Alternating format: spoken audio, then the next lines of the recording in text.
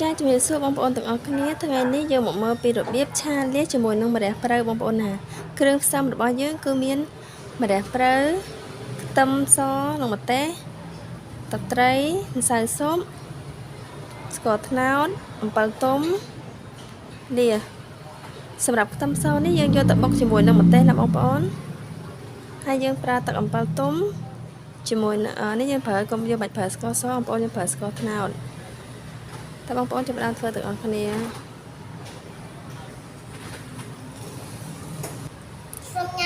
ចាប់បងប្អូនពេលនេះខ្ទះរបស់យើងបានក្តៅហើយណាជួយដាក់ប្រេងឆាចូល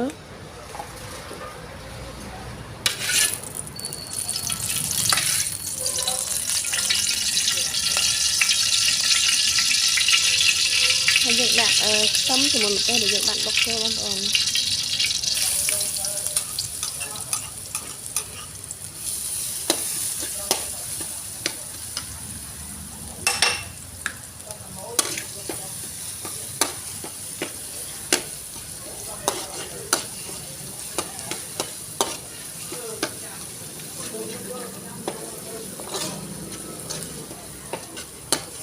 ឆាឈ្ងុយទៅយើងដាក់ស្ករត្នោតទឹកអំបិលទុំចូលល្មមបងប្អូនណាហើយខ្សែស៊ុបទឹកត្រីណាបន្ទាប់មកយើងដាក់លៀសតាមក្រោយ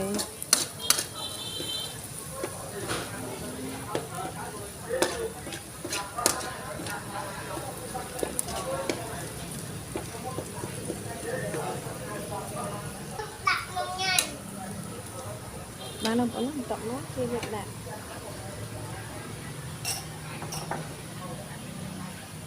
ស្ករត្នោតរបស់យើងចូលទៅ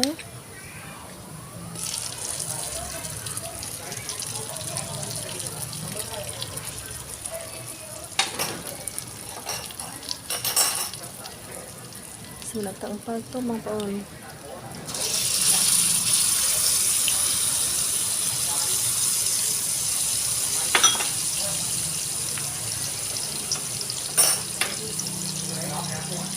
ត្រី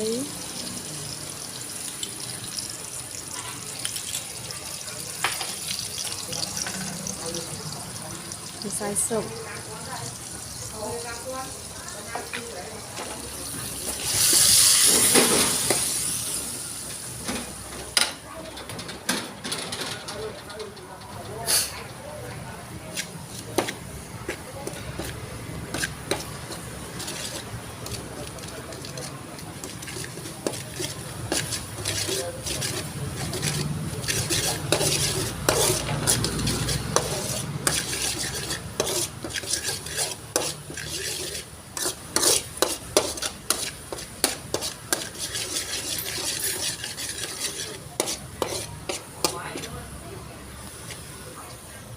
បន្ទាប់មកគឺយើងដាក់លៀសចូលទៅបងប្អូន